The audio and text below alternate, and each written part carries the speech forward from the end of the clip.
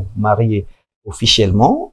Mais une fois l'acte signé, le père se ramène et exige le solde de la dot. Il était là, il était témoin, il a signé. Voilà, il a signé. Il a signé. Sauf que pour que le monsieur aille chez lui avec la femme, il exige le solde de la dot. Il y a encore le mariage de l'église d'abord. Oui, voilà. Donc le solde.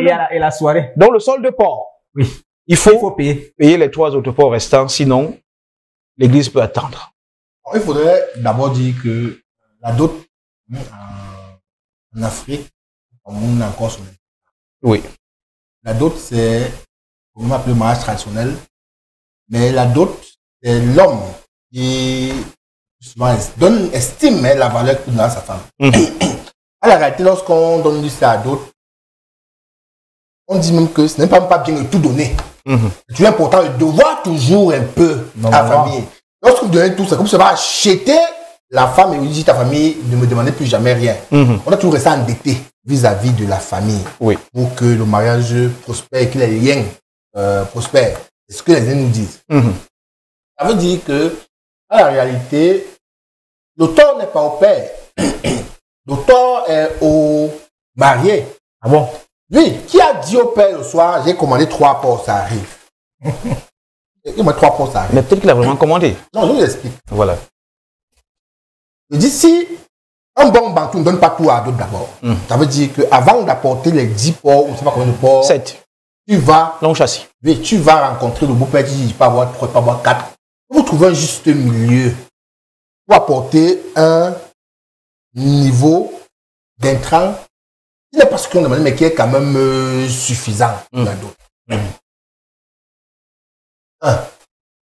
Parce que les étoiles sont très à cheval. C'est ça que justement, je connais. la question de d'autres choses. Est-ce qu'ils n'en font pas un petit peu trop, Bertrand? Ils sont très à cheval sur les promesses des dots. Ah, d'accord. D'accord. Pour l'histoire, c'est les seuls peuples qui demandent jusqu'au caleçon des belles-mères. Oui.